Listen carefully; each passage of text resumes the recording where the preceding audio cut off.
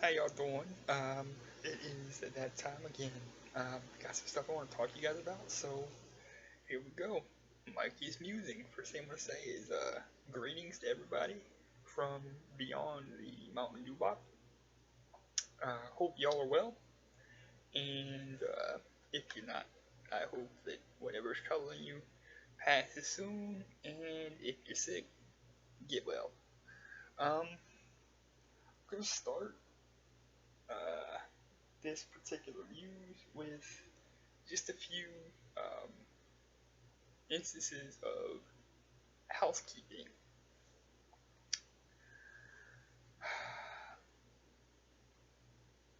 I love this time of year, not type.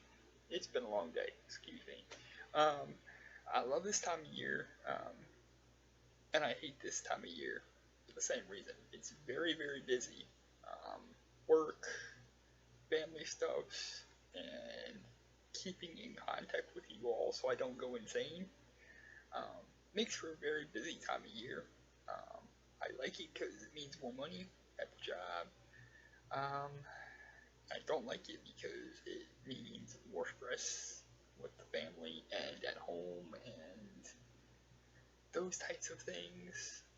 And I love it because it gives me more opportunities to connect with you guys and kind of give you guys an entryway into what's going on with me. Um, with that said, I have figured out how I'm going to work all the recording that I'm looking to do. Just um, for things that are upcoming and things that I had like on the table already that I haven't had time to do or record for yet. Well, I'm gonna break that down for you now because I think I figured it out when I was sitting between calls at work tonight. So, um, the first thing I'm gonna attend to is the October Blu-ray blowout. This should drop um,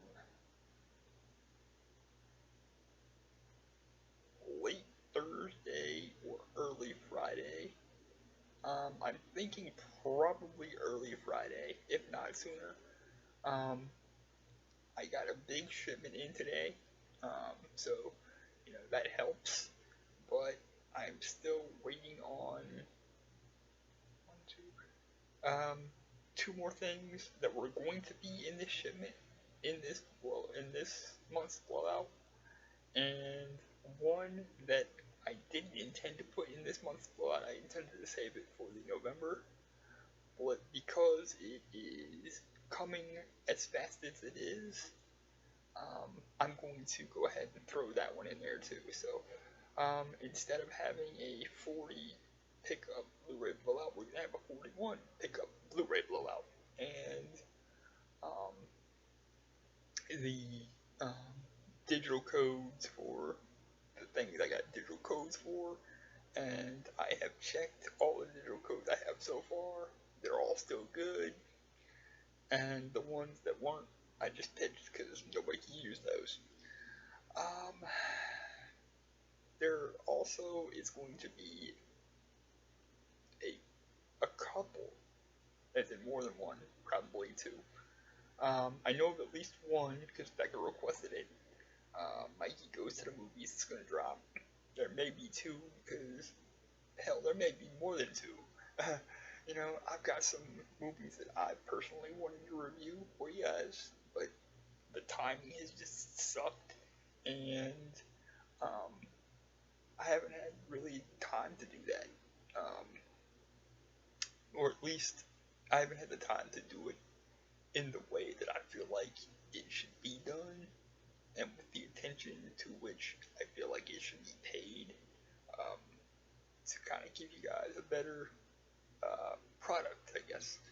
And so those, I don't know if they're all like two or three or four, however many I end up doing, because like I said, I've got one Becca requested, and I've got a couple of them that I want to do that I've been meaning to, just haven't gotten a chance to do them yet.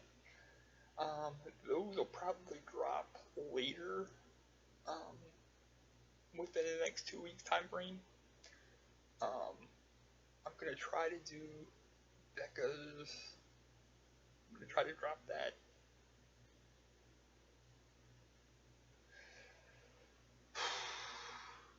this coming week. Um, as in the week that all this stuff is getting in. I'm gonna try to drop that this week. So I'm gonna try to drop that by Friday. Um, so this week you probably guys will probably see this plus the blowout plus Becca's Mikey Goes to the Movies review. Um, that's this week, and then the next couple weeks, um, I've got some other things that I want to do. I've got some announcements that I want to make for new content for 2016 that I wasn't going to announce until 2016, but I want to give you time to be thinking and time to, um, have your voice heard. So I'm going to make those announcements probably again within the 2 week time frame that I set for myself. But that'll be in another Muse. So, and let's see, what else housekeeping do we need? I think that's all the housekeeping we got. So, we're gonna get to the old trusty iPhone here, in which I have the topics to be covered. There you go. And I actually only have 4 topics to cover as opposed to 12. So hopefully this doesn't go 40 minutes like the last one did. Although I'm already 7 minutes in, so I don't know. But I don't intend to go 40. I'm just going to kind of give my opinions on a few things. And first thing that I see on my list here, apparently there is a judge in Louisville, Kentucky, which is about 90 miles from here, who dismissed an entire jury that was selected by legal counsel, approved by legal counsel on both sides. And trial was set, but the judge dismissed the entire jury. Why? Because on that entire jury, 12 people plus, I don't know, 2 or 3 alternates. It's been a while since I saw the story, so details may be a little sketchy on that. But 12 jurors plus 2 or 3 alternates. Not one African American. Now, let me just throw in there that the judge is an African American man. And the reason that he dismissed the entire jury pool was because he said that the jury pool that was used was not representative of the community of Louisville as a whole. Okay, understand that, respect it, may even agree with it just a little bit. Not much, but just a little bit. But my thoughts on this are simple. You had a jury pool. You went through the process of selecting jurors and having, the lawyers and everybody, find the jury that they were comfortable with. That wasn't tainted by whatever the case was. Don't know what that was. Didn't find out. Don't know. You were set with people to do this job. You were set to start trial. And you dismissed the entire jury pool after this was done.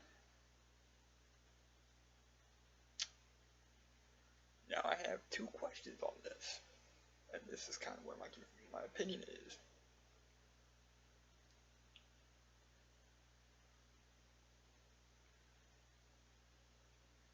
Did you not see this pool beforehand, before all this selection and stuff went on, to know that there weren't any African Americans in the pool itself? And get into the pool? Did you really have to wait until a jury was selected and seated and ready to go to dismiss the pool? I don't think so. See, that's disrespectful to the lawyers, the plaintiffs, the defendants, all that good stuff, because, or at least in my opinion it is, because they went through the process. They selected this jury. Now they gotta start over. I haven't heard any new information on that, but now they gotta start the fuck over. Because it wasn't representative of the community, according to this judge.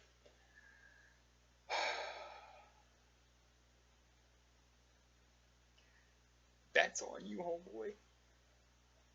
That is completely on you. And you are now wasting taxpayers' time, dollars, costing people time from work, money they could be making. I don't get it. I understand you want juries and such to be diverse, but that was just handled completely wrong in my opinion.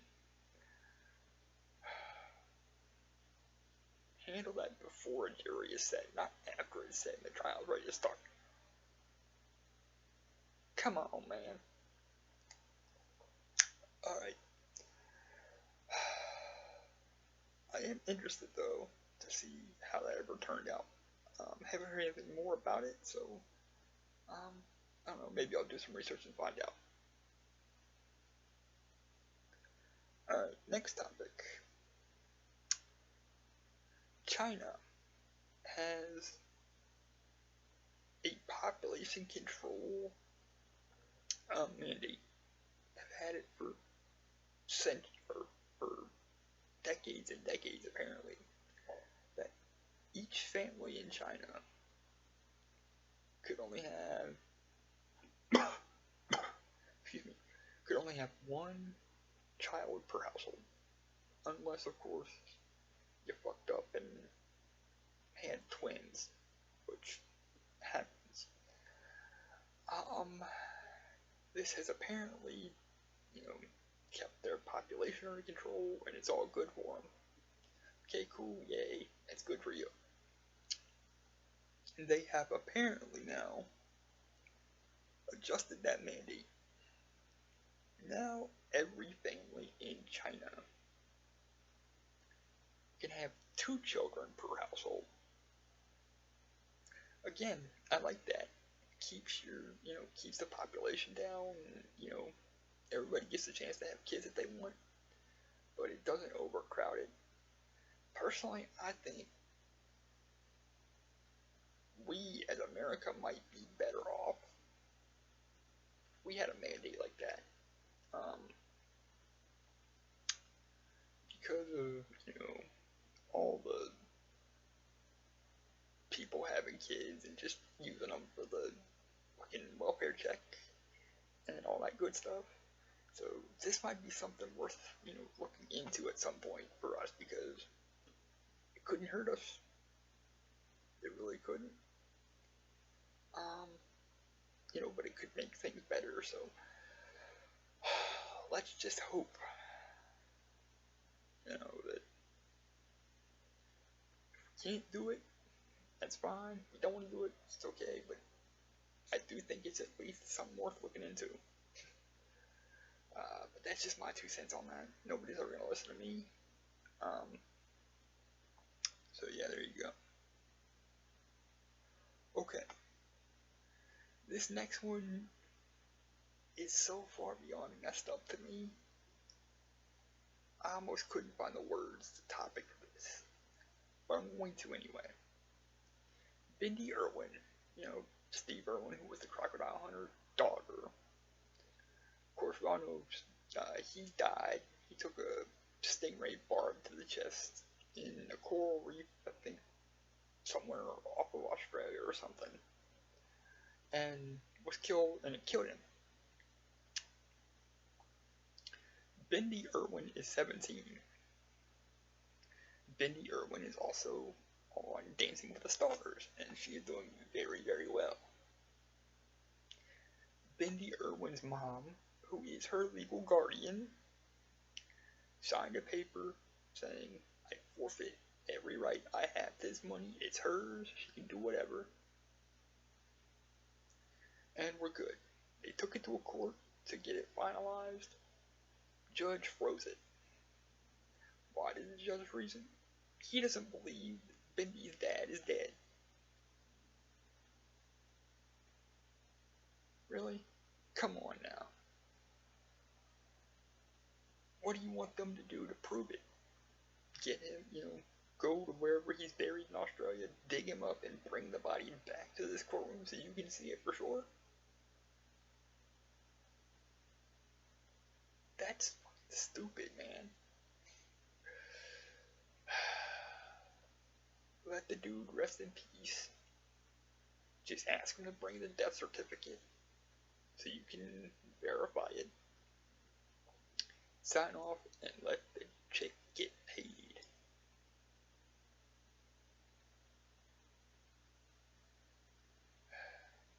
I now understand why most people don't really like judges or cops or anything like that, because they do stupid shit like this when it's obvious that the dude is dead. He was a fucking celebrity, for Christ's sake. How did you not know he was dead? Anyway, that's that, okay? Alright, last topic here, and actually, this kind of ties back to work. On November 6th, I took a call from a customer that had no information to help me. Got his name, got his zip code, pulled up his account information, but he was shopping to try to get get something, and he didn't have a catalog. I have catalogs here, but we have so many catalogs, it's hard to tell which one he's shopping out. They're shopping out of most of the time, unless they tell us, hey, this is what's on the cover, or they can give us a date on the catalog. Well, dude didn't have that information. So he was asking me, can you look in the catalog? I'm like, okay. Can you find your catalog somewhere? Maybe that would help us out, and whatever. And he's like, I just told you, he said, I just told you I didn't. I'm like, and I was starting to get mad. I said, sir, look, okay, I can't help you if you can't at least answer some basic questions for me first. He got pissed off. He could tell I was pissed off, because I didn't do a really good job of hiding it, which is a mistake on my part. More on that later. And so he said, can you just transfer me to somebody else so somebody else can help me? I said, okay, fine. Went ahead and did that. Went to transfer him, put him on hold. He hung up before I could get him transferred. About 15 minutes later, the same guy calls back. And he knew it was me.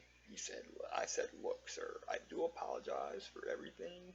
Like, if I came off, like, mean or nasty or mad at you or anything like that, wasn't the intention. I'm just trying to get the information that I needed to try to help you. And, he accepted the apology. He apologized for his part in that too, because he recognized, he said, I wasn't very easy to deal with either. So he recognized his part in that too, which I appreciated.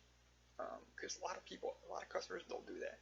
Like, they get on us because we get frustrated and mad, and sometimes we can't hide it. It happens. But he actually took ownership of his part in it too, which instantly, like, made me feel better and made me appreciate him even more. So the second time, we were able to work together. We had worked out our issues. We were able to work together. The second time I was, it was perfect, a perfect call. And again, before we hung up the second time, we um, we apologized to each other. I told him, I said, hey, I'm sorry, but what you got the first time was not um, indicative of who I am as a person. So, I do apologize profusely, and he did the same thing, and everything was cool. But that call, well, that series of calls is something I'm going to take with me for the rest of my life, because it's not often that you get um, teaching moments or teachable moments that you see on yourself. Usually somebody else has to point those out. So I saw that as a teachable moment on myself, for myself. So I take that now. Like, I'll take that with me for the rest of my, rest of my life, and kind of draw from that and kind of remember that, every time I get frustrated, and it kind of starts to seep through. Because, like I said, we try to hide it so that they don't see it, but sometimes it's hard to do. So yeah, that's a teachable moment that was kind of cool for me, and I'll definitely always carry it.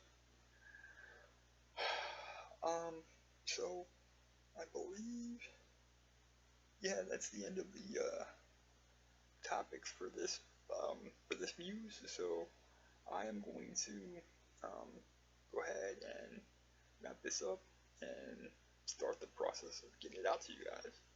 I love y'all, and peace, and we'll talk soon. Oh, I did remember. I wanted to add just a little bonus thing here. I didn't put this on the list. The one place you never, or the one status you never want to have with me, ever, is Jeremy status. That is bad. That is not good. That will never be good. And if you have Jeremy status, you will never hear from me or see me again. So I try to stay away from that with people as much as I can.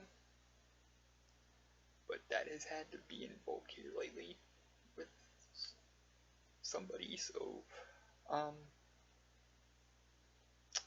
yeah. So I'm gonna, now that FPS is gone, I'm actually gone for real this time. I love y'all. Talk to y'all later. And catch you on the Blu-ray blowout.